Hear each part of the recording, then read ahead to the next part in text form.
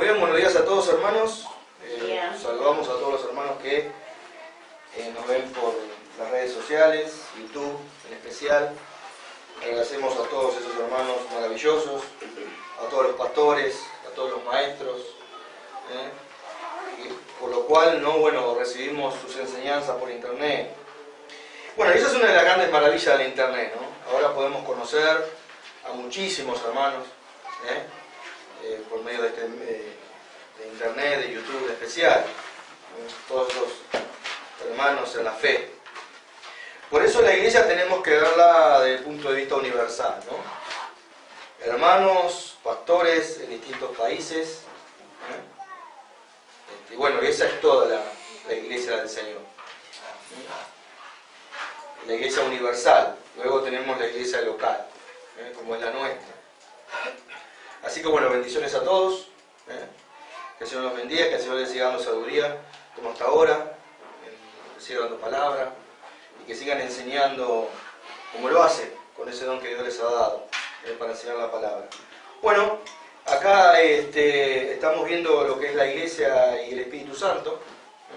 Habíamos visto la obra que el Espíritu Santo hace en el individuo, en el creyente. Esa obra en lo personal, en cada uno de nosotros. Él ha venido a hacer su morada, y él en el creyente está haciendo una obra. Pero también tenemos la obra que él hace en la iglesia. Por eso esta serie la titulamos El Espíritu Santo y la iglesia. Y bueno, habíamos visto que el Espíritu forma la iglesia. Ese que moldea la iglesia, es el alfarero de la iglesia, del cuerpo de Cristo. Él en este momento, en este preciso momento, él es lo que está haciendo el Espíritu Santo. El Espíritu Santo está moldeando la iglesia. La iglesia universal él está moldeando. Moldea la iglesia local y moldea la iglesia universal. ¿Para qué? Para que un día, ¿qué va a hacer el Espíritu Santo? El Espíritu Santo va a presentar a la iglesia del Señor. Y esa iglesia va a ser sin mancha y sin arruga. Mientras tanto, muchas cosas van pasando. Y el Espíritu Santo es el que está. Por el otro lado, habíamos visto que el Espíritu Santo concede la unidad. El Espíritu Santo establece la unidad en el cuerpo de Cristo. Imagínense si la unidad, la iglesia no podría subsistir. Entonces, es fundamental que establecer la paz. Entonces el Espíritu establece la paz y la palabra nos dice en Efesios que nosotros somos solícitos en guardar esa paz que el Espíritu Santo produce. ¿Se dan cuenta? Todo viene de arriba. Todo viene de arriba. Por eso dice todo don perfecto, dice que procede de lo alto. Y bueno, ahora lo que estamos viendo es el Espíritu de la iglesia. Y lo que vamos a ver ahora es que el Espíritu hace del cuerpo de Cristo de la iglesia también una morada. Somos individualmente el templo del Espíritu Santo. Vamos a 1 Corintios 6, 19 al 20. Es un pasaje conocido. Somos individualmente, cada uno de nosotros, el templo del Espíritu Santo. El Espíritu Santo en nosotros, en el creyente, ha hecho su morada. Esta palabra implica que el Espíritu Santo ha hecho su hogar. Ha venido a habitar en nosotros. Y ha hecho su hogar en nosotros. Bueno, el que lo tiene lo puede leer. 1 Corintios 6. Y entonces, 6, ¿cuánto? 6, 19. 19, 20. No, perdón. 6, 19. 19. ¿Acaso no saben que su cuerpo es templo del Espíritu Santo? Quien está en ustedes y en que ha recibido de parte de Dios. Ustedes no son propios dueños. Fueron comprados por un precio. Por tanto, honren con su cuerpo a Dios. 19 dice, ¿o ignoráis que vuestro cuerpo es el templo del Espíritu Santo? Pero también la iglesia, el cuerpo, El grupo de creyentes también el Espíritu Santo hace de manera grupal, de manera grupal su morada. Vamos a Efesios 2:20. Vamos a ver unos pasajes. Efesios 2:20. Dice así. Vamos a comenzar del 19. Así que ya no sois extranjeros ni advenedizos, sino conciudadanos de los santos y miembros de la familia de Dios. Hay una sola familia de Dios. Hay una sola familia de Dios repartida por todo el globo terráqueo, por decirlo así. Pero es una sola familia, la Iglesia Universal. Fíjense en qué visión tenía el apóstol Pablo de la Iglesia. Le veía a la Iglesia como algo. No solo vemos la Iglesia como este grupito, somos una Iglesia local. Muy bien, somos una Iglesia local. Pero tenemos que también ver esa Iglesia en su dimensión, la Iglesia Universal. Yo sé, bueno, existen muchas denominaciones exclusivistas, ¿no? De que si vos no perteneces a su núcleo, a su denominación, no puedes ser salvo, no tenés a Cristo. Por ejemplo, tenemos eso con la Iglesia Católica Romana, ¿no? Bueno, la Iglesia Católica Romana es el centro del universo. Fuera de eso, no hay absolutamente salvación, y bueno, eso no es verdad. Eso no es verdad. Fíjense en las cartas de Juan. Las cartas de Juan se llaman las cartas católicas de Juan. ¿Por qué? Porque esa carta de Juan, las cartas de Juan, ¿a quién las envía él? Sus cartas las envía a todas las iglesias. Y Juan, para que podamos tener una dimensión más amplia, mandó esa carta también a nosotros. Las cartas de Juan son para nosotros. Imagínense que viene el cartero, y deja acá en la casa no de Quique el buzón, acá. Y tomamos la carta, ahí está el apóstol Juan a la iglesia, ya de morir. Es para nosotros esa carta. Cada vez que leemos las cartas de Juan, es como si las leyéramos y como si él lo hubiera mandado a nosotros. Y otra iglesia en tal lugar lee las cartas también de Juan y también son para él. Porque son las cartas universales, la carta católica. Ese nombre católico, que significa universal la palabra, es una palabra que se la apropiaron los católicos romanos. No. Nosotros somos la iglesia universal. Por eso se llama, ¿no?, la iglesia católica apostólica. Bueno, los evangélicos también somos católicos y también somos apostólicos. Incluimos también a los profetas. Pero eso, ellos como que tomaron, no. Esto es nuestro, no le pertenece a nadie más. Porque según su linaje, ¿no?, de la iglesia del primer siglo en adelante, ellos son los que... Pero es para todos, ¿sí? Y seguimos leyendo. Ahí, así que 19. Así que ya no sois extranjeros ni advenedizos, sino conciudadanos de los santos. Esto engloba, acá no está hablando el apóstol Pablo, no está hablando de una congregación en particular. Ese es a veces uno se apropia, ¿no?, de ciertas cosas. No, esto es para nuestra denominación. No es para tu denominación. Él está hablando de la iglesia universal. En ese momento de todas las iglesias a Efeso y todas las iglesias, ¿no?, que estaban repartidas por todo ese lugar. Santos de todos los santos, y vemos, ¿no?, ahora la internet ha facilitado eso. Ahí ponemos y ahí aparecen todos los santos. Todos nuestros hermanos, ahí los vemos. Y los conocemos, ¿no?, por medio de internet, que de otra manera no hubiera sido posible. Ahí están los santos y miembros de la familia, no de las familias, sino de la familia, una sola familia, a la que cada uno de nosotros pertenecemos. Porque va a llegar un momento, cuando llegue ese momento, vamos a encontrarnos todos allá. Allá no va a haber denominaciones, no va a haber pancarta que diga yo soy esto, soy aquello y vamos a levantar. Bueno, ni se te ocurre levantar ninguna pancarta, porque el Señor ya te conoce. conoce a cada uno de sus hijos.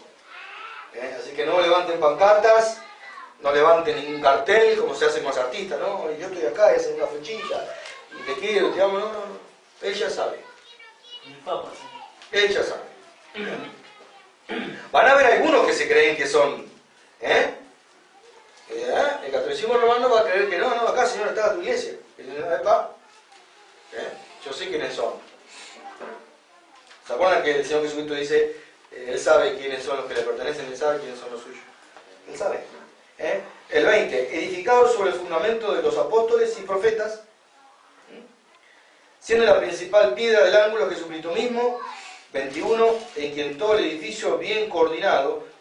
¿Qué es el edificio acá? El edificio, imagínense el edificio, el enorme edificio.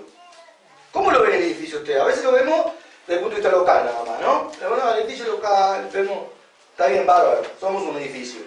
Pero a veces se nos escapa el otro, ese edificio enorme, ese edificio, a veces uno ve esas construcciones, ¿no? Enormes esos edificios, pero de 30 y pico de pisos, esas torres, un edificio enorme. Bueno, miremos la iglesia desde el punto de vista universal también. No seamos una iglesia que se sectariza ahí, ¿no? Está siempre ahí, ¿no? Hay una enorme. Yo cuando escucho las prédicas de todos estos hermanos, yo veo la iglesia, veo la maravilla de la iglesia. No sé si ustedes lo ven. La maravilla de esa iglesia. Yo me siento en la iglesia. Estoy en la iglesia, pertenezco a la iglesia. Soy un miembro de todo ese gran edificio que el Señor se está edificando. El edificio se está todavía edificando. Hasta que el día de venga, ese edificio se está construyendo, los ladrillos se están poniendo, las ventanas. Dice, en que todo el edificio bien coordinado va creciendo para ser un templo santo en el Señor. 22. En quien vosotros también sois juntamente edificados para morada de Dios en el Espíritu. Esto es algo muy serio. Dios, el creador del universo, se dignó en morar en medio de nosotros. ¿Vieron el versículo 22? En quien vosotros también sois juntamente edificados para ¿qué? Para morada de Dios en el Espíritu. Dios se digna en bajar, en morar mediante el Espíritu Santo. Dios Espíritu Santo, ¿no? Mora en medio de nosotros. Imagínense si recibiéramos una visita especial a una persona célebre, importante en el país, la presidenta Cristina.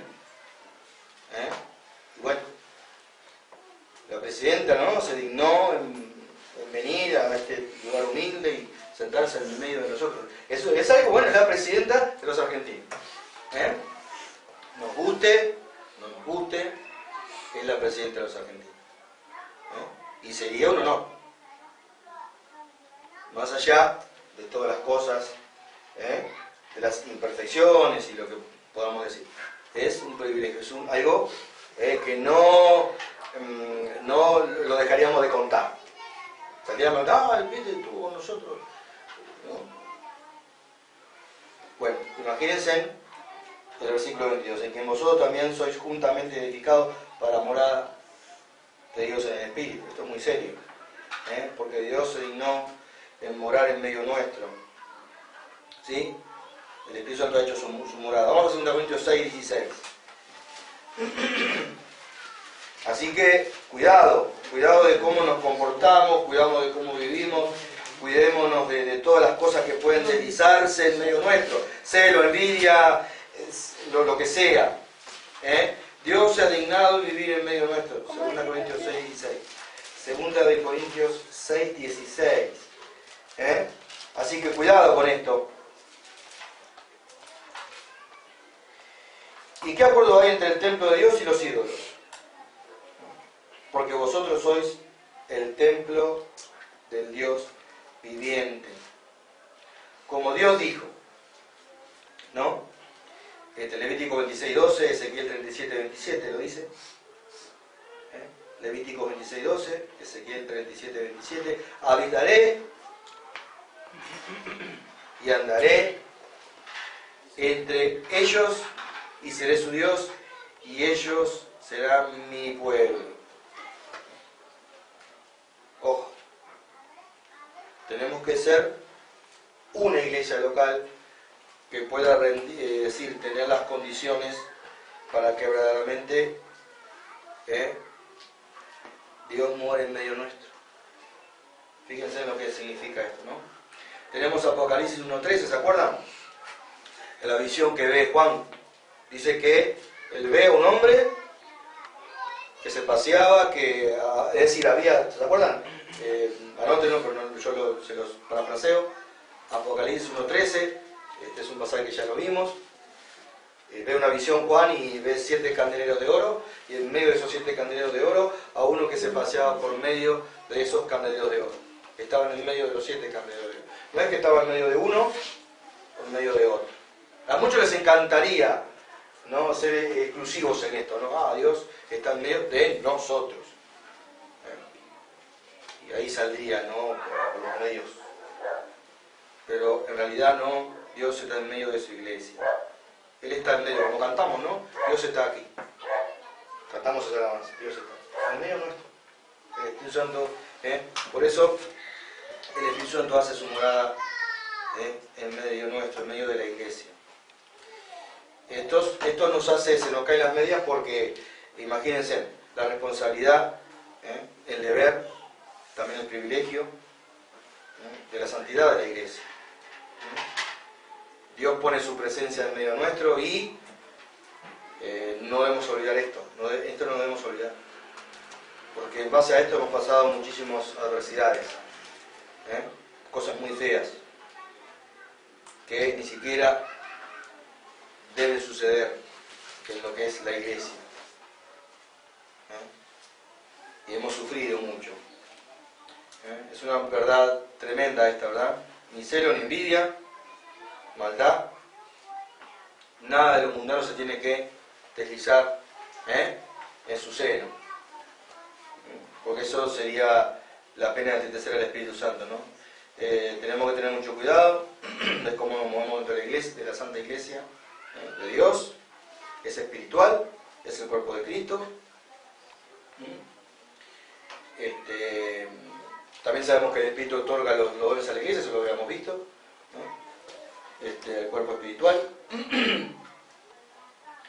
Y sabemos muy bien que todas esas habilidades son para el bien común. ¿Se dan cuenta qué maravillosa que es la iglesia? Se ponen a pensar, ¿no? Esto que los ángeles añoraban saber y entender, los ángeles quizás se preguntaban unos a otros, y la iglesia, ¿esto cómo es el cuerpo? En la sabiduría de Dios, ¿no?, que Él tenía todo preparado ante la fundación del mundo. Quizás los mismos profetas, porque en una parte de la Escritura dice que todas las cosas que ellos escribieron no eran para ellos, sino para nosotros, para que hoy la podamos entender. Por eso estas cosas las tenemos que tener muy claras. Pertenecemos al cuerpo de Cristo, la iglesia. Y esto verdaderamente es algo que escapa. Y no importa dónde se encuentre esa iglesia local, debajo de una ligustrina, no importa, nunca va a dejar de ser la iglesia. Así que tengamos eso siempre presente y ver las cosas con esa amplitud. Bueno, vamos a analizar algunos aspectos que son importantes. Entonces, el Espíritu Santo, bueno, vamos a hacer otro recuadrito. Vamos a ver.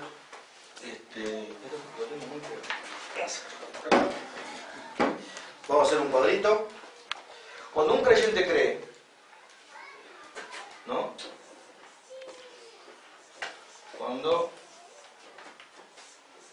él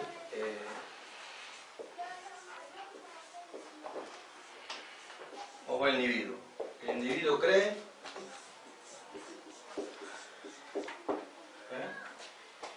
el Espíritu Santo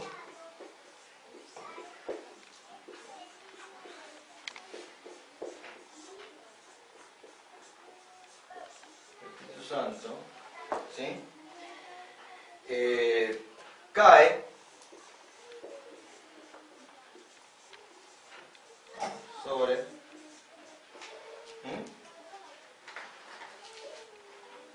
llena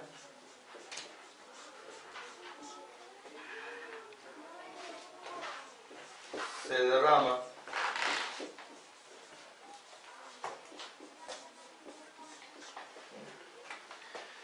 bautiza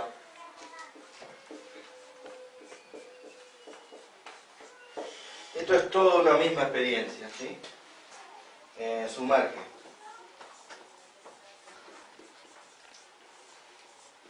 Son todos los pasajes que vimos el domingo pasado. ¿Se acuerdan? Son todas estas palabras: caer, sobre, llena, derrama, bautiza, sumerge, es toda una misma situación. Son palabras sinónimas. Ahí está. Es decir, cuando ese individuo cree, sucede esto. ¿Y esto qué es? Esto es la posición que el individuo que cree va a ocupar. Eso es la posición en Cristo. Por eso dice que, primera Corintios 12, 14. Hasta 14 vamos a leer. Este pasaje lo tenemos que repasar una y otra vez, porque es clave. Es un pasaje clave para entender esto. Dilo nomás. Porque así como el cuerpo es uno y tiene muchos miembros. Ahí está. Dice que el cuerpo es uno. Se está refiriendo al cuerpo físico. Está haciendo esa comparación del apóstol. Sí. Así como el cuerpo es uno y tiene muchos miembros, pero todos los miembros del cuerpo, siendo muchos, son un solo cuerpo, así también Cristo. Porque por un solo espíritu fuimos todos bautizados en un cuerpo, sean judíos o griegos, sean esclavos o libres, y a todos se nos dio a beber de un mismo espíritu. Sea italiano, boliviano, guatemalteco, peruano, uruguayo, argentino. Acá mismo ya hay dos nacionalidades, ¿verdad? Tres, correntinos, uruguayos y argentinos. Y tanto a mí que soy uruguayo como el argentino sucedió esto. Y todo esto sucedió para formar, ¿qué dicen al final? Para formar un cuerpo. ¿Qué dice el hecho? Dice que el Espíritu Santo agrega a la iglesia lo que tiene que ser salvo. Es decir, en este mismo momento está sucediendo esto. La persona que cree, el Espíritu Santo lo toma, ¿no? Cae el Espíritu Santo sobre ella, lo llena, se derrama, lo bautiza, lo sumerge. ¿Dónde? ¿Dónde? En el cuerpo de Cristo. Por una cuestión de tiempo, yo en otra oportunidad cuando enseñé esto es muy importante entender, porque me define a mí como creyente. Sé dónde estoy, a dónde pertenezco y cómo... ¿Se da cuenta? ¿Dónde estoy? Estoy en el cuerpo, estoy posicionalmente en el cuerpo, pertenezco al cuerpo del Señor. El cuerpo del Señor es espiritual. Y Él va a venir a buscar a su iglesia. Va a venir a buscar, va a reunir a todos los que le pertenecen a Él. Bueno, en una oportunidad yo había hecho esta enseñanza, esto fue el Parque Centenario, y bueno, por esta enseñanza se armó un revuelo total, me pararon la enseñanza, estaban todos, no cayó muy bien esta enseñanza, no la pueden aceptar, no pueden verla. Y bueno, lo que yo había hecho era unos macaquitos y se lo había repartido a todos. Unos maquitos de papel, se lo había repartido a todos. Entonces cada uno tenía que agarrar, y yo tenía una plasticola, entonces cada uno con la plasticola tenía que agarrar el de uno, y cada uno agarraba el suyo con el del otro y lo pegaba, y así cada muñequito se iba pegando al otro, y se iba pegando a todos, se iba pegando al otro. Cuando llega a mí, yo pego el mío, y esto es lo que el Espíritu Santo, esto es lo que el Espíritu Santo está haciendo. Está reunido, bautiza aquí que me bautizó a mí, y Él está aquí formando un cuerpo. ¿Para qué? Hagámoslo igual. Ya, no cayó bien la enseñanza, se armó un revuelo. Solo el que entendió de alguna manera fue, voy a decir, no fue una cosa, digamos, que sucedió con el hijo de Oscar, el más grande. Es como que el padre decía, no estoy de acuerdo con esto, esperemos, bueno, que hoy día, si nos están mirando, pueda analizarlo y quizás ahora él pueda haberlo comprendido. Yo me refiero a nuestro hermano Carvalho. Y él pueda entenderlo. Bueno, el hijo le dijo, no, papá, o sea, ahí. Y él dijo, no, y lo miraba ahí como diciendo, no, esto no le cerraba. Bueno, espero que estas cosas podamos entender lo que el Espíritu Santo realmente hace. Y este versículo es clave. 12 al 14. El Espíritu Santo nos bautiza, nos sumerge en el cuerpo de Cristo. Es una acción espiritual. ¿Sí? Entonces, eso es importante. Entonces, todos esos pasajes que vemos en Hechos, porque vemos que una parte dice derramaré, ¿qué dice la profecía de Joel? Derramaré sobre todo acá. Derramaré. Después vemos acá Pablo diciendo que el Espíritu Santo nos bautiza. ¿Se dan cuenta? Después en otra parte de la profecía dice se derramaré. En el aposento alto cae sobre él. Cae. Cubrió. Ahora, esto no es algo de una experiencia. Es la posición donde el Espíritu Santo nos toma, es espiritual. Él nos tomó a Marcela y la unió, la sumergió en el cuerpo de Cristo. Imagínense, o sea, si el Espíritu Santo no haría eso, si el Espíritu Santo no hubiera hecho eso con Marcela, Marcela no pertenecería al cuerpo de Cristo. Estaría fuera completamente. Perdida y esperando la condenación. Por eso debemos entender que estamos todos dentro del cuerpo de Cristo. Entonces, el Espíritu gobierna la iglesia. El Espíritu hace el templo, hace de la iglesia su templo, como hemos visto en ese pasaje de Apocalipsis que habla del Señor Jesucristo. Los 7 candeleros y el Señor Jesucristo en medio de esos 7 candeleros. Pero también lo que hace el Espíritu es gobierna la iglesia. O debería gobernar la iglesia. O debería gobernar esa iglesia. ¿Se acuerdan de lo que pasaba con la Odisea? El Espíritu Santo debe gobernar a la iglesia. Nosotros simplemente somos instrumentos, ¿no? El Espíritu Santo gobierna a la iglesia. Pongan ahí. El Espíritu Santo gobierna a la iglesia. O el que debería gobernar a la iglesia. Vamos a Hechos 13:2. El Kiki, por favor, Hechos 13:2. Andrea 20:28. También de Hechos. Y la Odisea, en Apocalipsis 3:20. ¿Qué estaba el Señor Jesucristo haciendo en la Odisea? ¿Estaba qué? Golpeando la puerta. Es un poco patético, ¿no? Patético y es a su vez un poco medio gracioso, es irónico, pero sucede. Sucede. Sucedió con la Odisea y seguramente sucede con muchas iglesias, que el Señor está afuera. Nosotros tenemos cosas de nosotros que hacer y que decidir, a ver, ¿no? ¿Qué vamos a hacer? Y, ¿qué decisiones vamos a tomar? ¿Y Jesús dónde está? ¿Y el Señor dónde está? Ir a la puerta, golpeando. A ver si lo dejamos entrar. Y ahí vemos la paciencia del Señor, el amor del Señor, ¿no? Él no agarra la puerta a patadas ni la abre y yo soy el Señor. Él está ahí, con toda la paciencia del mundo, golpeando la puerta. Y el que me hable, adentro quizás una gran fiesta humana y el Señor afuera. Bueno, tengamos cuidado que no nos suceda eso a nosotros. De que nos metamos en nuestras decisiones y todo y el Señor está afuera. El Espíritu Santo gobierna la iglesia. Tiene que estar ahí. ¿No leemos esos pasajes? Me dijo hermano, Hechos 13. 13:2. 2. Mientras ayunaban y participaban en el culto del Señor, el Espíritu Santo dijo, apártenme ahora a Bernabé y a Saulo para el trabajo al que los he llamado. Ahí está, el Espíritu Santo, ¿no?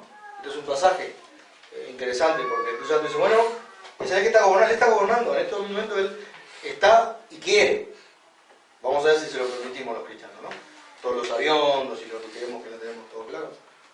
Y el Espíritu Santo es el que irrumpe ahí y dice, bueno, preparan a aquel, para la hora que yo lo voy a mandar. Él está dirigiendo, Él está gobernando, Él está poniendo las cosas, las piezas en su lugar. Y el éxito como iglesia, nosotros como iglesia local, el éxito, por así decirlo, espiritual en todo sentido, tiene que ver exclusivamente con Él. con que el Espíritu Santo, con escuchar la voz del Espíritu Santo, como vamos a ver ahora. Aprender a escuchar su voz y aprender a obedecer lo que Él nos manda. 20:28, hermano. Por tanto, mirad por vosotros y por todo el rebaño en que el Espíritu Santo os ha puesto por obispos, para apacentar la iglesia del Señor, la cual Él ganó por su propia sangre. Imagínense en el éxito que tendríamos, que la iglesia tendría, la iglesia local, universal, si verdaderamente fuésemos llamados y enviados por el Espíritu. Dios llama, yo llamo a Andrea. ¿Quién la llamó? Fidel, la llamó Quique, ¿quién la llamó? Yo escuchaba, ¿no? A veces escucho a estos, yo presto mucha atención a algunos predicadores, y había uno que en una oportunidad nos visitó, de este sin novedad, ¿no? Y bueno, y él había invitado a un anciano, ¿no? Bueno, invitó, él vino con el anciano. Y él decía, bueno, los que no me patrocinan, y los que me patrocinan, y los que me patrocinan. Y el anciano lo miraba, ¿no? Yo veo como que noté una relación como el anciano decía, bueno, y los que me patrocinan, ¿no? Y uno ve que hay un estímulo, no es el estímulo que corresponde. Aquel que es enviado por el Señor. ¿Te has hecho esa pregunta? Si realmente lo que estás haciendo, sea enseñando, lo que sea, pero realmente es algo que el Espíritu Santo te determinó para tu vida, decir, el Espíritu Santo me ha puesto para hacer tal y cual trabajo. Del cual, esto es también muy importante, porque es el estímulo correcto, de saber que un día, por lo que hago, por lo que yo estoy haciendo acá, por todas las palabras que yo estoy diciendo acá, un día el Señor me va a decir, me va a pedir cuenta. Bueno, Fidel, vos estuviste enseñando allá y enseñaste cualquier verdura. Vos lo que menos te preocupó era realmente mi ministerio y saber lo que yo te mandás. Hiciste cualquiera. Y ahí va a salir, como dice Juan, ¿no? Avergonzado de su presencia. Hice malos deberes. Eso no es negativo. Cada uno de nosotros como iglesia local, lo tenemos que ver y lo tenemos que tener siempre presente. De saber de cada cosa que yo hago, con las intenciones de que lo hago, de la manera que lo hago, tengo que rendirle cuenta al Señor. Y dice que todos vamos a comparecer ante el tribunal de Cristo para que se nos recompense o se nos juzgue por todas las cosas buenas y malas que hayamos hecho mientras estuvimos en el cuerpo. Todo. Aquella cosa que hicimos con decano, aquella cosa de la cual se nos tendría que esperar los dedos, ¿no? Cada cosa que tenemos. Yo siempre digo esto, Alicia, y muchas veces lo he dicho, de que toda cosa que se hace para el Señor tiene que realmente hacerse con las intenciones, con la energía que corresponde. ¿Por qué? Porque tenemos que tener siempre presente, de que por todo eso el Señor me va a llamar. No va a estar nadie, no va a estar papá ni mamá. Voy a estar yo frente al Señor. Y Él me va a pedir cuenta. Por eso Juan dice, ¿se acuerdan de Juan? Dice que para que en el día del juicio no nos tengamos que ir avergonzados de frente a su presencia. Y Él da las cosas que debemos hacer para que eso no suceda. Porque muchas veces tenemos esa... Una de las cosas que más tenemos es el juicio del Señor. Bueno, ¿no temen el juicio del Señor? Bueno, si no temen el juicio del Señor, es decir, hay un problema con eso. De tener presente ese día donde yo tengo que presentarme. Es como el examen, ¿no? Llegó el día del examen para los chicos. El examen de matemáticas. Mamita querida, no estudié ni para ni la tabla de 1.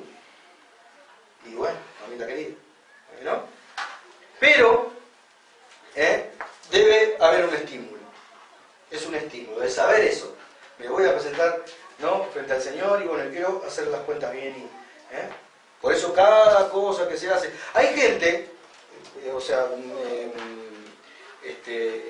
misioneros que los motiva el hecho de, les motiva la paga. Eso es peligrosísimo porque voy a estar frente al Señor y decir, ¿sabes qué? A vos te motivaba la paga. Y algunos hemos visto que les dejaron de pagar y ya el trabajo es como que me armó la energía, me arma todo.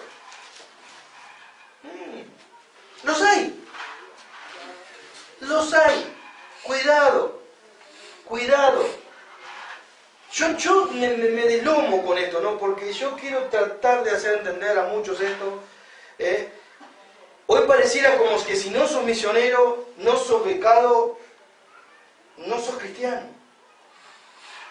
Es como que lo máximo es llegar a ser becado y llegar a tener que se me pague por hacer una misión. El hecho de ya ser un creyente, tiene que comprenderse esto.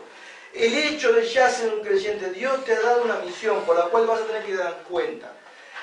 Trabajes a tiempo completo o no trabajes a tiempo completo. Pero tenemos que entender una cosa, de que todo cristiano, en un sentido trabaja a tiempo completo. Y algunos hasta se deprimen, porque no están, añoran estar, es como que una moda, ¿no?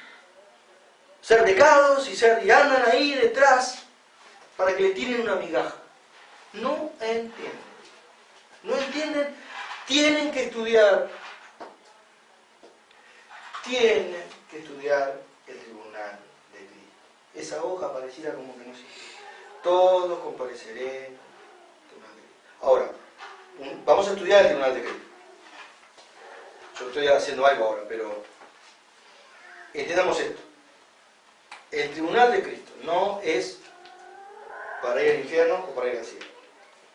El tribunal de Cristo se trata de la recompensa que el Señor nos da por la labor que hemos hecho. Algunos van a salir, verdaderamente, como dice, van a salir muchísimos, eso espérenlo porque va a suceder. Esto es un poco cuando alguien está en una fila. Mírenlo de esta manera. Uno tiene que pagar algo. Tiene la boleta, va al lugar, están las filas. Bueno, yo tengo que pagar esto, me pongo en una fila. ¿Será esta la fila? No será esta. ¿No les pasó eso? Che, ¿será esta la fila? ¿Por qué no preguntan? Porque no estoy por una fila. Y vemos, ¿no es cierto?, que los que están adelante tienen la misma boleta que la tengo yo. Y bueno, no, usted tiene la misma boleta. Entonces, si esta está acá y está muy confiada, debe ser porque va a pagar acá. Bueno, acá. Van a preguntar, ¿no? Y de repente pasa uno y lo bochan. No, acá usted lo tiene que pagar. Ahí la fila, vieron que la fila se empieza como a convulsionar. Che, yo tengo esto y no, pero ahora con el pago fácil y todo eso como que... Pero antes no era así, antes eran las colas para pagar. Bueno, algo así va a pasar. Y el que verdaderamente va a estar confiado. Ahí Juan nos enseña, en su primera carta, de quiénes van a estar confiados. Explica eso, no lo voy a hacer ahora, ¿no? Para que cuando llegue el momento de rendir las cuentas no tengo que salir de él avergonzado, como en la fila, ¿no? Mirá tú, me perdí una hora acá. Bueno, eso va a suceder. Cientos de miles de personas van a salir de él, de su presencia avergonzados, pensando de que esta era la fila donde había que pagar, llegué allá y me dijeron, no, una hora me comí. No, usted se equivocó de fila. Para pagar eso tiene que pagar allá. Va a suceder.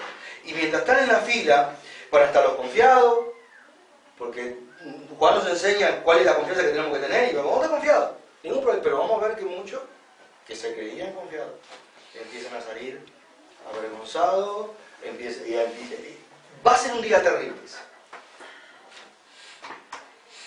Ese va a ser un día terrible.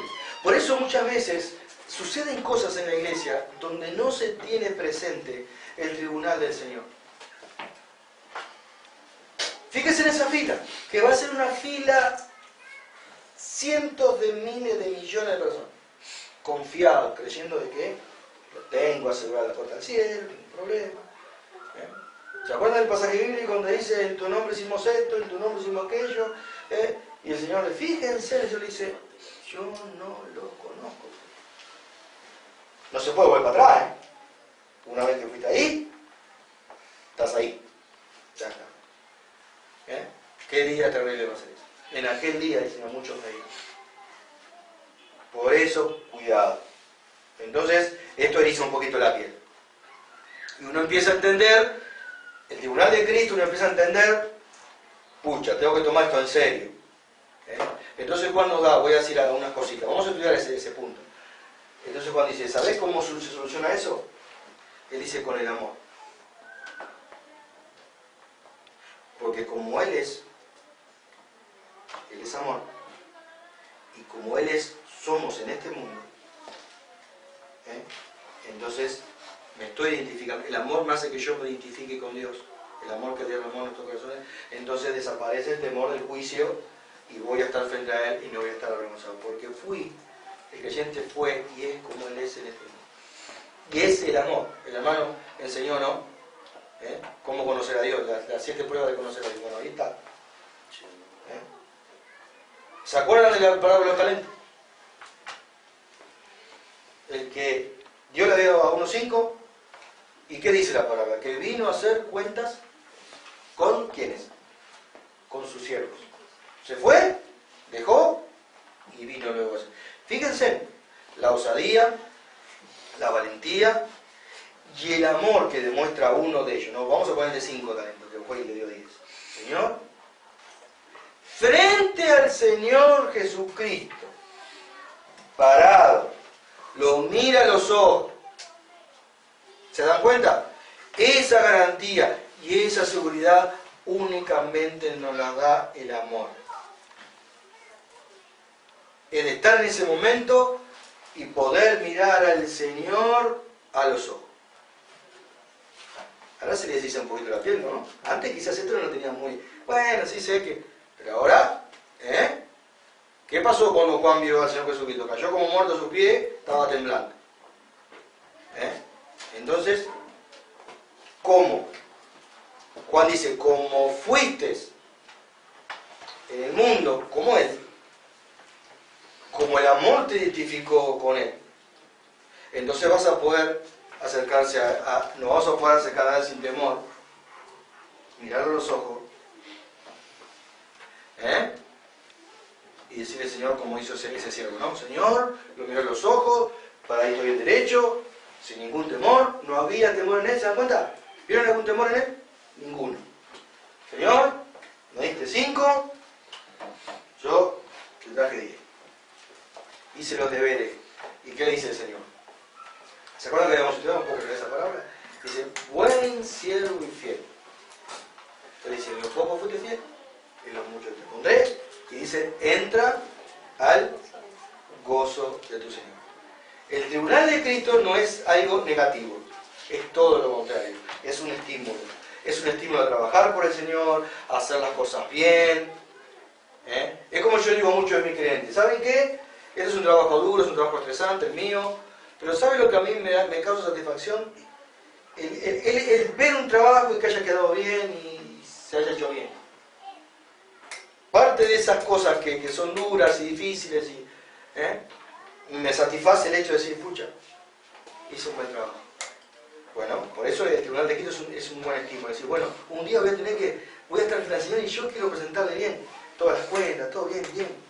Defecto más, defecto menos, pero las cosas ahí van a... Y el Señor, para que el Señor le diga eso. Vos ser muy fiel en lo poco y en lo poquito fuiste fiel. Hay gente que no quiere ser fiel en lo poco. Escuchaba a una señora, ¿no?, hablando de un párroco. Resulta que los párrocos y los curas tienen sus demandas, ¿no? La casa parroquial, a ver, ¿dónde va a ser mi casa parroquial? ¿No? No es lo mismo tener la casa parroquial en la iglesia de San Miguel que tener la casa parroquial, no sé, en un bar humilde. Que ahí estaban discutiendo que ningún párroco quería venir a vivir en la casa parroquial que tenían, porque no tenían cura. Y bueno, el cura tenía que denominar a un cura porque venían fuera de la parroquia. Ninguno quería ir porque, claro, los que venían de San Miguel, claro, bajar de San Miguel a vivir ahí, no. Bueno, no entiende.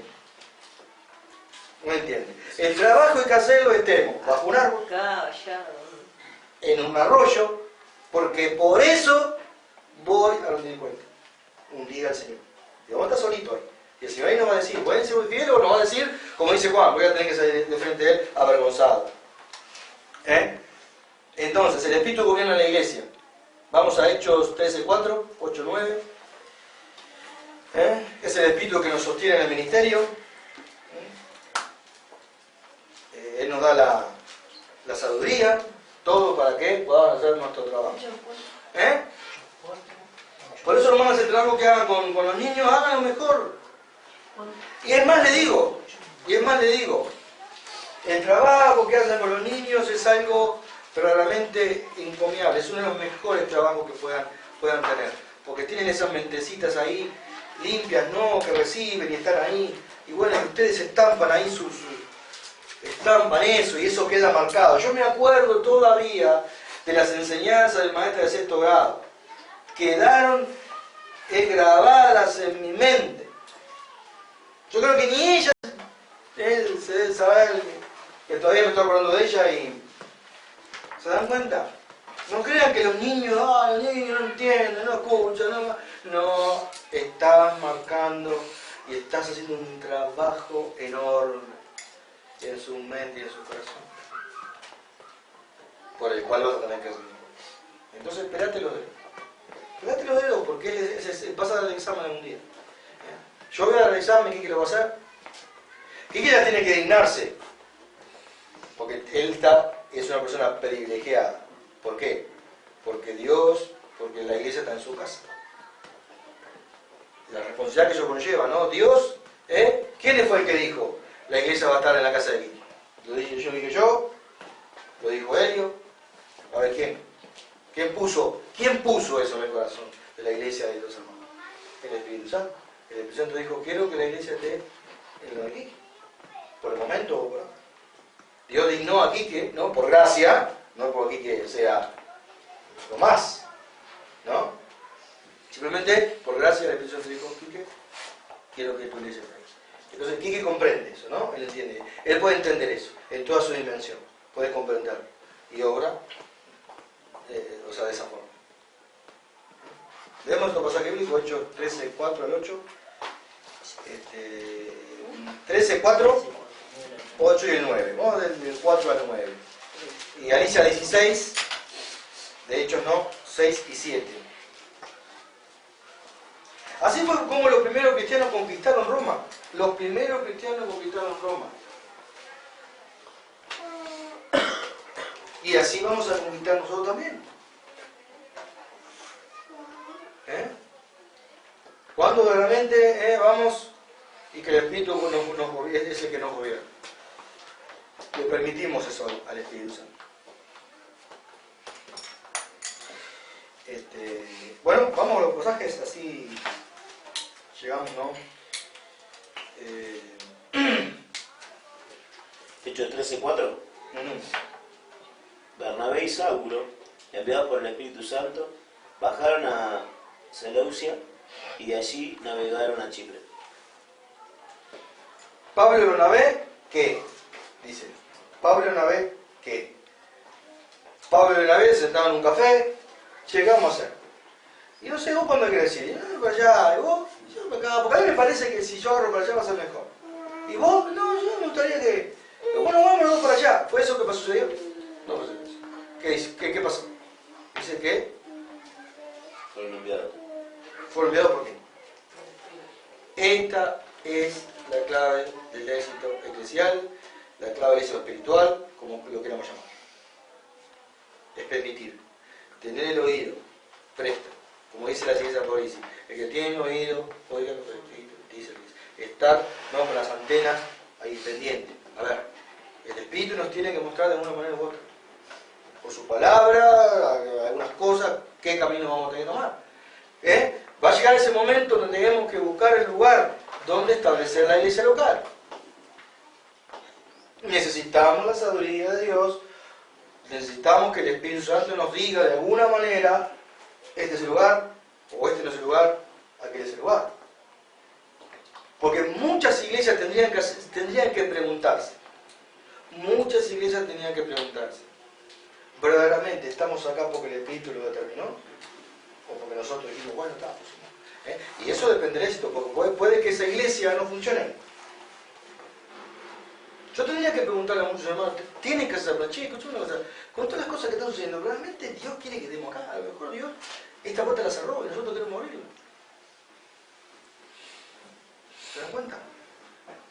Como dijo en una oportunidad el pastor mexicano Chuy Levares, ¿no? Habían puesto una congregación en tal lugar, no iba la congregación no iba ni para acá ni para acá.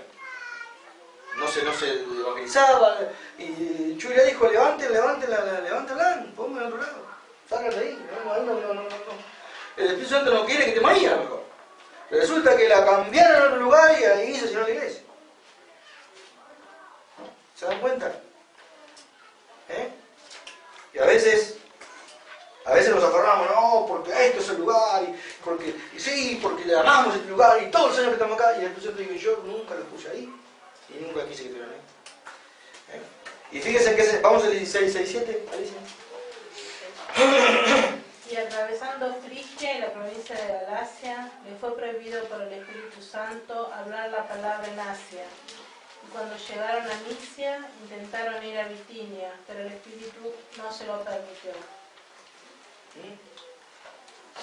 Hay muchas cosas que tenemos que saber que el Espíritu Santo cerró la puerta, por más que la queramos va a retirar. Por más que la queramos abrir, está cerrada. ¿Y qué dice el Apocalipsis? Cuando se Jesucristo, el que cierra y el que abre. Él es el que cierra y el que abre. Simplemente la iglesia, nosotros como iglesia debemos usar esa sabiduría. Orar al Señor como iglesia, pedirle, Señor, darnos la sabiduría, porque la verdad es que nosotros no sabemos ni dónde, no queremos equivocarnos. Queremos hacer las cosas correctas. ¿Sí? Así conquistaron todo.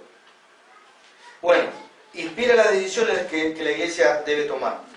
¿Tenemos que tomar decisiones? Tenemos que tomar decisiones. Hay muchas decisiones que... Hemos tomado algunas, ¿no?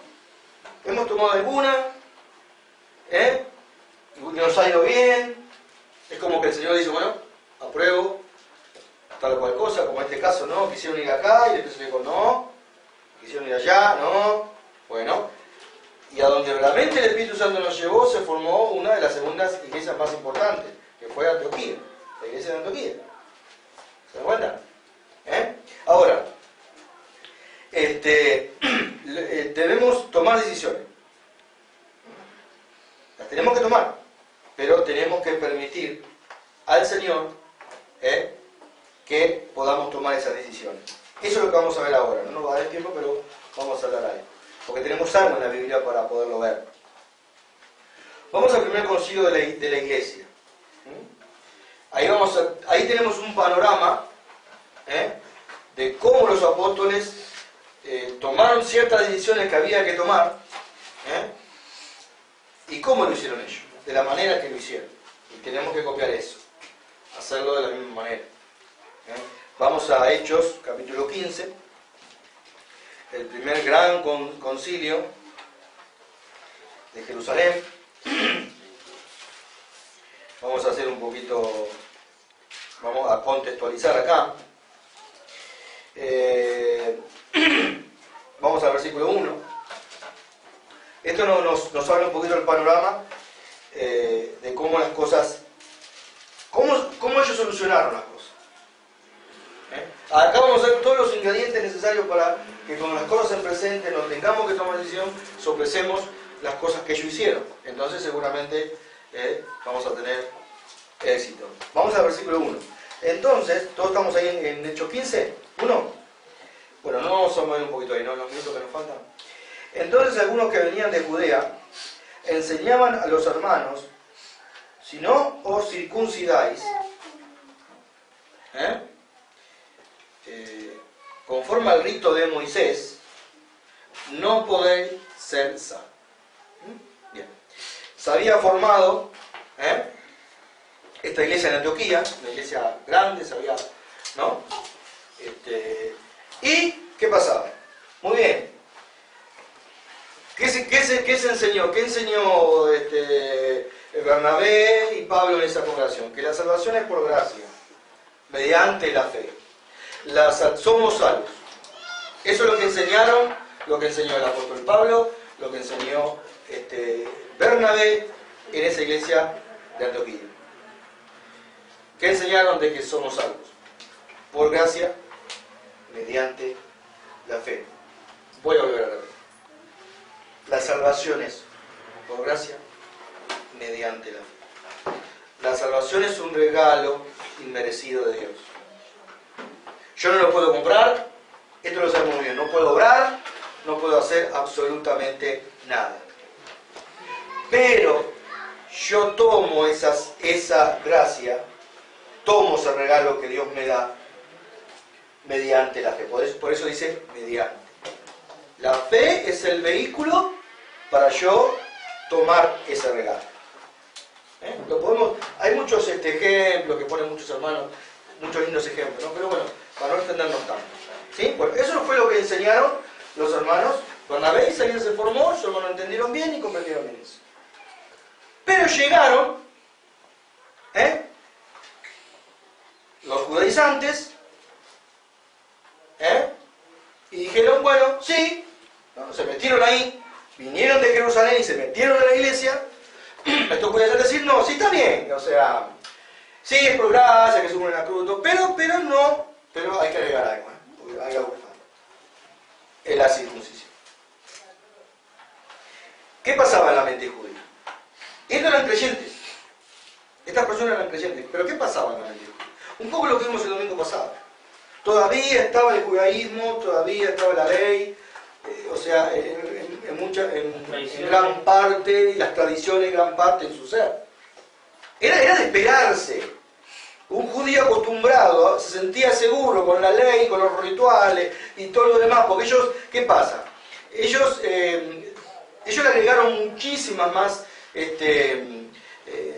mandamientos a la ley, como 600 más le agregaron. Porque ¿qué pasa? Ellos eran un pueblo que estaban siendo, de alguna manera, esclavizados estaban bajo la bota de Roma, y de alguna manera todos esos mandatos y cosas que ellos mismos inventaban, los hacían tener más o menos unidos al pueblo. Tenían el pueblo, bueno, estamos bajo la bota de Roma, pero nuestra religión nos une. No, estamos ahí, como un pueblo todavía. Y le sacaban todo esto al judío, y se sentía desprovisto, se sentía inseguro, él amaba la ley, la persona más religiosa del mundo es el judío, y ¿se dan cuenta? Entonces todavía estaba toda esa, ¿cómo es esto? ¿Cómo es la salvación únicamente por gracia? Solamente por gracia mediante la fe, no. Las obras, ¿se dan cuenta? Hay algo que tiene que suceder. Yo no puedo creer de que únicamente, simplemente con creer en el sacrificio de Jesucristo, Dios me salve. No, porque está la ley, está la Torá, y ellos fueron a enseñar eso. Y se armó la batahola. Se armó la batahola porque, ¿qué pasa? Es decir, si se aceptaba esto iba a generar confusión en medio de la iglesia y iba a ser un desastre. Imagina, el Señor Jesucristo dice que no se podía mezclar un odre, no se podía poner vino nuevo en odre viejo, porque, es decir, en odre nuevo porque se rompía, hablando de las leyes, es decir, no se puede juntar, es decir, una tenía que caducar. Y estos venían a decir, no, vamos a agregarle. Está bien, Cristo, mala ley. Vamos al versículo 2. Como Pablo y Bernabé tuvieron una discusión y contienda no pequeña con ellos, esto nos enseña algo. Pablo no era Pablo era de exhortar, Pablo era de convencer, hablaba hasta por los codos cuando el Evangelio, como dijo, creo que fue el rey Agripa, dijo, Pablo, tus muchas palabras, no, loco. Pero no era de discutir en cuanto esto es así. Hay cosas que en las cuales Pablo, ¿se acuerdan el ejemplo que le da, el consejo que le da a Timoteo? No te pongas a discutir sobre cosas que no te llevan a nada. Pero el tema era tan importante que se enfrascó. Se enfrascó con razón. Acá nos damos cuenta de la peligrosidad que iba a suceder y lo que iba a pasar si él permitía o ellos permitían esto. Por eso se armó una batahola. Versículo 2. Como Pablo y Bernabé tuviesen una discusión y contienda no pequeña con ellos, se dispuso que subiesen Pablo y Bernabé a Jerusalén y algunos otros de ellos, a los apóstoles, a los ancianos, para tratar esta cuestión. La iglesia sabía que la salvación era por fe, descansaban la fe, descansaban la gracia, vinieron los judaizantes, ¿no? Y estos hermanos de Antioquía vieron que se armó la batalla entre estas personas, Bernabé y Pablo. Y ellos estaban ahí y dijeron, che, vamos a tener que ponerse de acuerdo. O sea, ¿no? Porque acá esto es una batalla, eran hermanos recién convertidos. Se armó una. Entonces, ¿qué hicieron los hermanos? Dijeron, bueno, che, se dispuso. ¿Quién dispuso? Los hermanos míos dispusieron, dijeron, bueno, ¿sabes una cosa? ¿Por qué no se agarran los dos grupos? Los de allá de cosas van a Jerusalén, la iglesia, ¿no? La primera iglesia que se había hecho ahí, estaban los apóstoles, estaban todos los ancianos, y tratan el asunto. Porque cada vez se estaba poniendo más jodido. Bueno, entonces se dispuso que subiesen Pablo y Bernabé a Jerusalén y algunos otros de ellos, de estos que estaban enseñando esta doctrina de la circuncisión, a los apóstoles y a los ancianos, para tratar esta cuestión. Había un tema que tratar, había decisiones que tomar. ¿Sí? Versículo 3. Ellos pues, habiendo sido encaminados por la iglesia de Antioquía, pasaron por Fenicia, Samaria, contando la conversión de los gentiles, y causaban gran gozo a todos los hermanos. Esto de alguna manera, el hecho de que ellos, a medida que iban para Jerusalén, pasaban por esas poblaciones que ya estaban formadas, ¿no? Y, llevaban el evangelio, hablaban y confortaban. Esto daba la seguridad de que Pablo y Bernabé estaban en lo cierto, estaban en la verdad. Todas esas personas habían sido por gracia, y no por rituales, convencidos y eran creyentes. ¿Se dan cuenta? Entonces, bueno, pasaron por Fenicia, por Samaria y llegando a Jerusalén fueron recibidos por la iglesia y los apóstoles y los ancianos, y refirieron todas las cosas que Dios había hecho con ellos. Fíjense en el versículo 5. Pero algunos de la secta de los fariseos que habían creído, había ido un grupo allá a Antioquía, armó el revuelo, pero cuando vienen a Jerusalén, también había ahí un grupo de que todavía tenía la ley impresa. ¿Se acuerdan eso lo dijo Helio? Cuando van a Cornelio, estos son los que acompañan a Pedro, los de la circuncisión. Eran creyentes. Ahora, noten una cosa, estos eran fariseos creyentes. Creían en el Señor Jesucristo. ¿Pero qué decían ellos? Está bien, creemos en Jesucristo, queremos que murió en Jesús, el Mesías, pero, viejo, vamos a agregarlo a la ley. Ellos no entendían que cuando vino Jesucristo, dijo, bueno, vino Jesucristo, la ley queda abolida. No, ellos dijeron, no, Jesucristo vino, pero a fortalecer la ley. No, señor. Una cosa no puede estar. Ellos todavía estaban en su mente creídos. Y fíjense lo que pasa en el versículo 5. Pero algunos de la secta de los fariseos que habían creído... Hermano, si un fariseo creyó, así que tienes que tener esperanza. Porque a veces pensás que tu papá, tu mamá, tu tío, no se va a convertir más duro. Miren, acá vemos personas religiosas con todas las contras como para no ser cristianos nunca y sin embargo no convertidos. Así que tengamos cuidado. Presentemos siempre el evangelio, tratemos de convencer, no demos nada por sentado.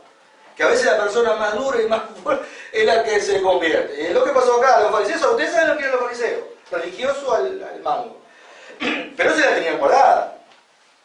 Se levantaron diciendo, es necesario circuncidarlos y mandarles a que guarden la ley de Moisés. A esto le agregan algo más. Los otros simplemente dijeron, bueno, la circuncisión. Pero esto le agregaron más. No solo la circuncisión, también toda la ley. Toda la ley de Moisés. Entonces, dice así, versículo 6, y se reunieron los apóstoles y los ancianos para conocer de este asunto. Versículo 7, y después de mucha discusión, ¿quién se levanta? ¿Quién es el que da la tocada final? Es Pedro. Pedro, dentro de los apóstoles, era el principal. La iglesia católica lo tiene a Pedro como el sucesor de decir, como lo máximo. Después, ¿no?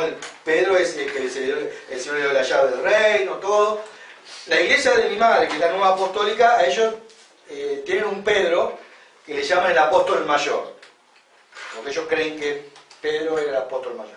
No, era un líder Pedro, dentro de los apóstoles. Era un líder, un hombre que era que se levantara, que siempre tenía eso, siempre tenía la palabra en boca, Pedro. No se quedaba callado y Pedro siempre que se levantaba. ¿Qué se levantó Pedro? La cosa se estaba poniendo brava y se levanta Pedro. Y me gusta esto de Pedro. Eso tenemos que aprender de Pedro. Hay que levantarse con argumentos, como dice Pedro hacía, y ¿sabe qué? Poner las cosas bien en orden. Acá Pedro se levanta Pedro. ¿Por qué se levanta Pedro?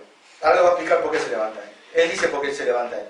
No permitió que otro que se levantara. Y se reunieron los apóstoles y los ancianos para conocer este asunto 7. Y después de mucha discusión, Pedro se levantó y le dijo: varones hermanos, vosotros sabéis, como ya hace algún tiempo, que Dios escogió que los gentiles oyesen por mi boca. ¿Cuándo fue eso? Cornelio. Oyesen por mi boca la palabra del Evangelio y creyesen. La hermana Marcela está un poco perdida, está como piojo en maní. ¿No? Sábado domingo. Bueno, claro, ahí está, eso. Por mi boca la palabra del Evangelio y creyese. ¿Se acuerdan que le dice a los judíos que vinieron con él? ¿Vieron cómo el Espíritu Santo descendió sobre ellos? ¿Los puso como testigo? Versículo 8. Dice: y Dios, que conoce los corazones, les dio testimonio, dándoles, subrayen ahí, dándoles el Espíritu Santo lo mismo que a nosotros. Es como si Pedro dice: escúcheme una cosita.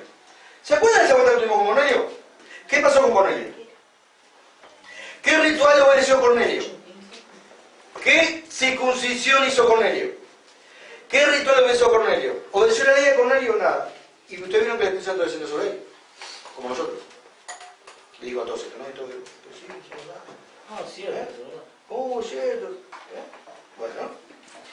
¿Vieron Pedro como que ¿no? La palabra que la Espíritu Santo inspiraba?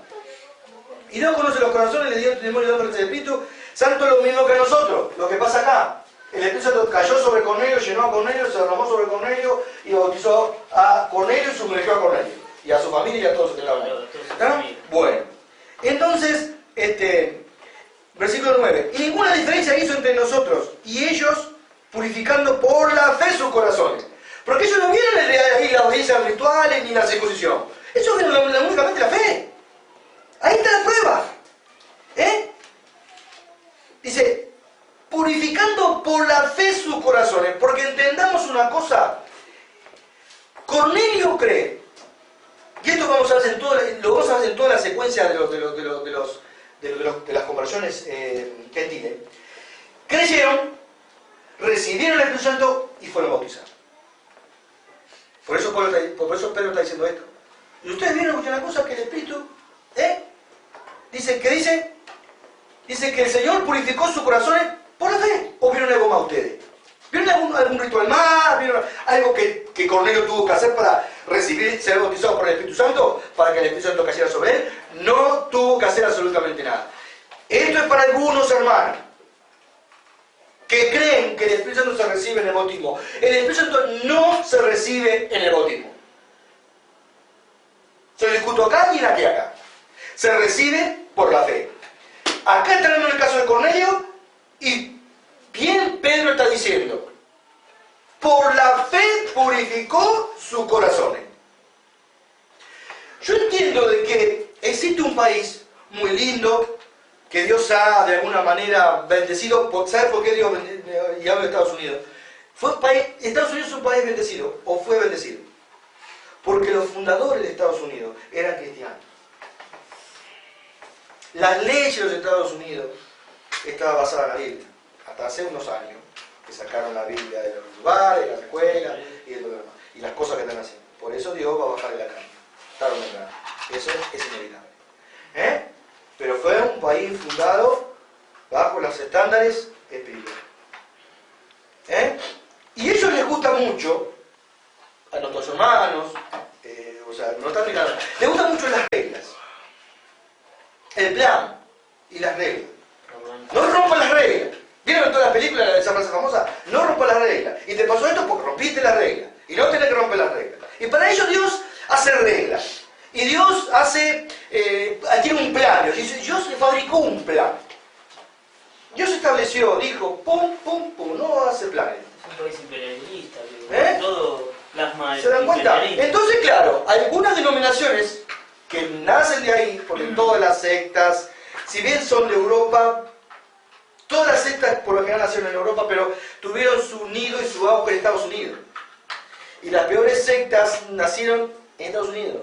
La de Tom John, que suicidaron 190 personas, en Waco, Texas, siempre surge de ahí.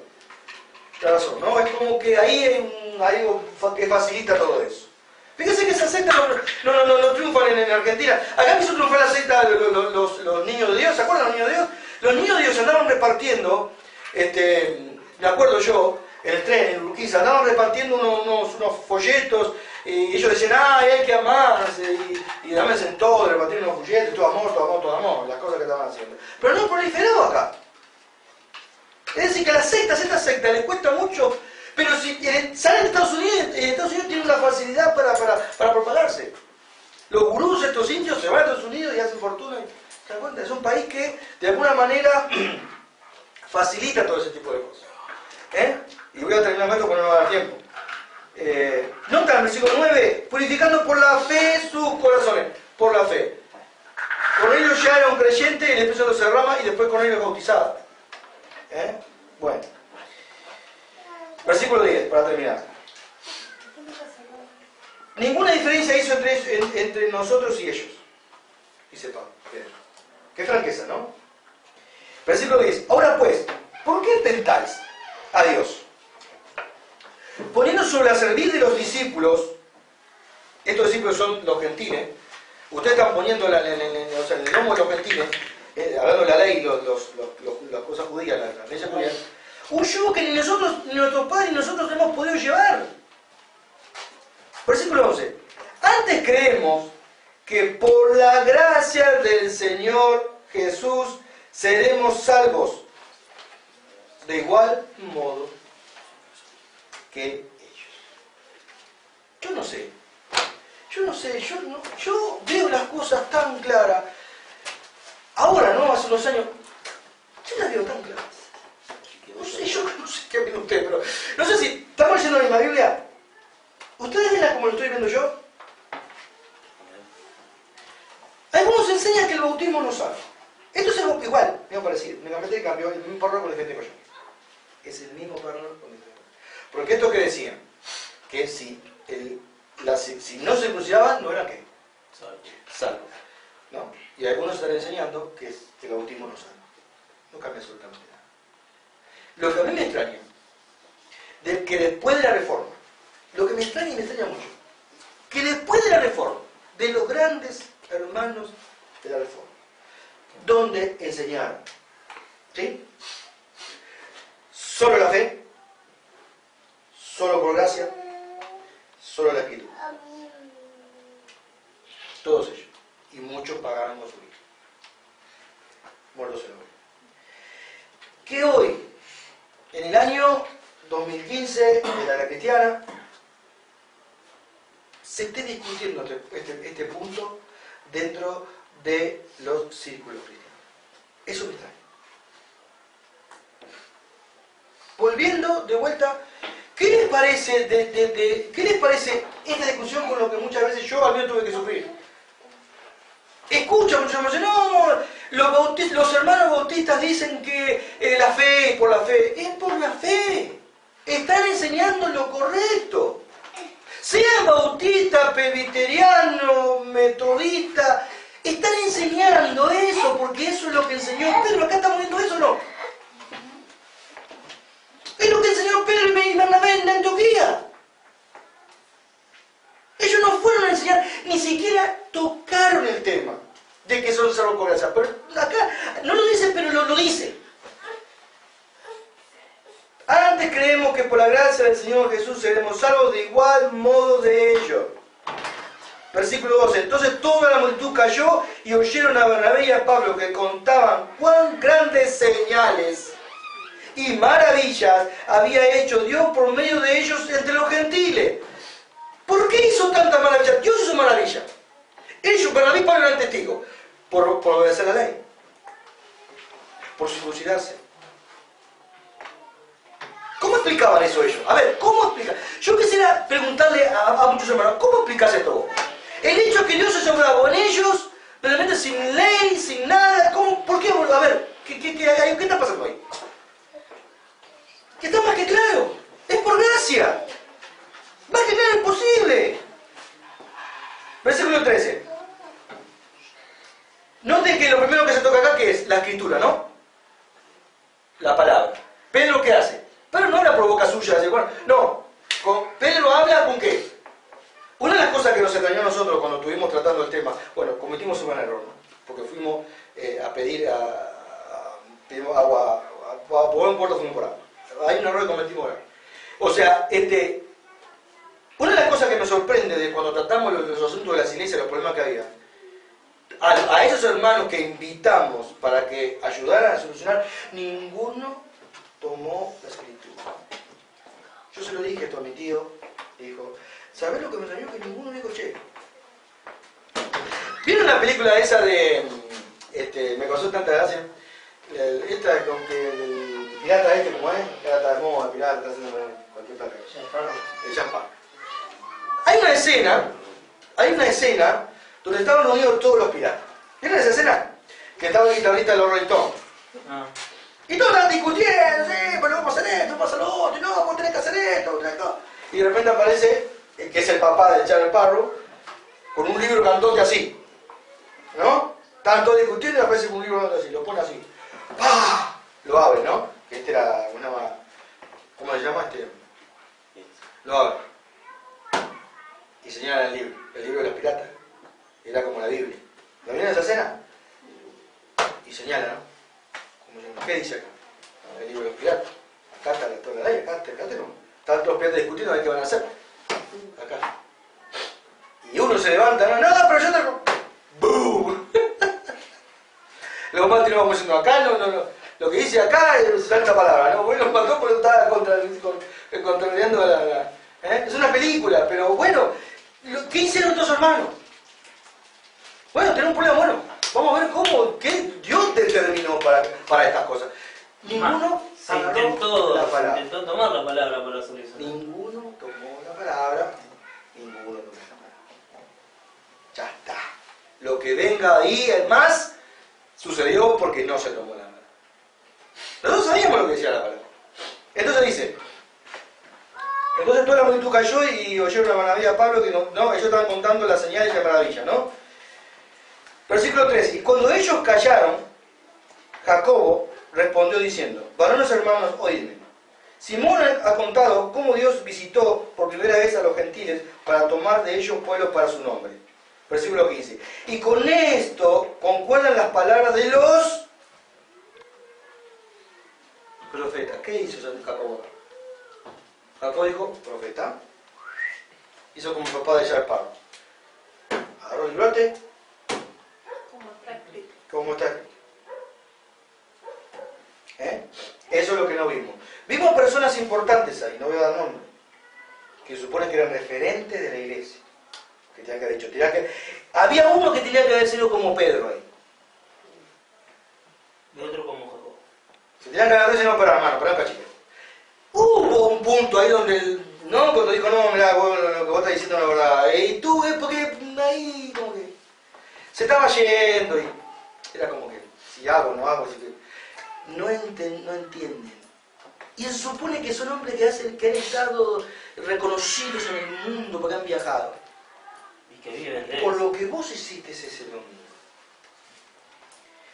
Dios te va a pedir cuenta. Va a estar ahí y le va a decir, hermano, venga usted acá. ¿Se acuerda usted del tema ese de los hermanos, todo el problema, cosa? La manera que usted lo trató? Usted ni siquiera tocó un palabra, ¿no? Pero Señor, algunos van a tener algunas cosas, como el Gale, ¿no? Una cola atrás, Bueno, pero es como que no sé lo que los hace sentir tan seguro. Y Bueno. ese es el engaño, ¿no? Del creer que la iglesia es autónoma e independiente, cuando estamos viendo, ¿no? De que el que gobierna las iglesias es el Espíritu Santo. Hay un gobernador universal en la iglesia, ¿no? Que no hace diferencia entre una congregación y otra. Bueno, voy a terminar, ¿no? Porque este tema es tan emocionante este tema, porque salen tantas matices de tantas cosas. Quizás lo podamos estudiar con mucho más profundidad todavía que lo que estoy haciendo, siempre estoy haciendo un repaso, ¿no? Estoy tocando la etapa libre. Vamos al versículo 22, ¿no? Bueno, Santiago da la tocada final la da Jacob, ¿no? Jacob da la tocada final, y no agarró las escrituras y terminó todo enseguida. Lo que pasa es que a veces abrir la escritura no conviene, ¿no? Versículo 22. Entonces pareció bien a los apóstoles y a los ancianos, con toda la iglesia, elegir entre ellos varones y enviarlos a Antioquía con Pablo y Bernabé, a Judas, que tenía por sobrenombre Bersabás, y a Silas, varones principales entre los hermanos. 23. Y escribir por conducto de ellos, los apóstoles, los ancianos y los hermanos, a los hermanos de entre los gentiles que están en Antioquía, ¿se dan cuenta? En Siria, en Cilicia, salud. Por cuanto hemos oído que algunos que han salido de nosotros, a los cuales no dimos orden, os han inquietado, lo que dice en el versículo 1, ¿no? Con palabras perturbando vuestras almas, mandando circuncidaros y guardar la ley. Nos ha parecido bien, habiendo llegado a un acuerdo, elegir varones y enviarlos a vosotros con nuestros amados Bernabé y Pablo, hombres que han no eligieron a cualquiera, ¿no? Han expuesto su vida por el nombre de nuestro Señor Jesucristo. Por eso nosotros al elegir esas personas nos equivocamos. Así que enviamos a Judas, a Silas, los cuales también de palabra os harán saber lo mismo. Porque, versículo 28, subrayen ahí, y termino con esto, subrayen ahí, el versículo 28. Porque ha parecido bien al Espíritu Santo y a nosotros. ¿Quién estaba reunido ahí con ellos? Estaban los ancianos, estaban los apóstoles, estaba la palabra y ¿quién más estaba? Ahí, el Espíritu Santo. El Espíritu Santo fue el que dijo, está, me parece bien. Y a nosotros también. Tenemos que hacer exactamente lo mismo. Somos una iglesia así, ¿verdad? Esta es una conversación que no se lo puede comprar. Ninguno acá cobra sueldo. Nadie se le paga por nada. Simplemente somos personas que amamos al Señor Jesucristo y simplemente hacemos la tarea que Él nos mandó a hacer. Predicar el Evangelio. Así que no entramos en ninguna historia, ¿no? De a veces todo el dinero que se reparte, todas las cosas que uno escucha, ¿no? El dinero que se repartió y venían valijas de dólares y toda esta maraña. ¿Se dan cuenta? Los intereses quedados están. Se atornillan a sus bancos, ¿no? Para que, Yo me acuerdo uno, ¿no? Me acuerdo de uno. Un día viene con la cara, parecía un pollo muerto a codas. Estaba preocupado. Porque cada 2 o 3 años lo llaman, ¿no? Sus ancianos. A que le rindan cuenta. Y ahí determinan si le van a dar. Claro. Muy bien, hermano. Esa. Y ahí está. Preocupado.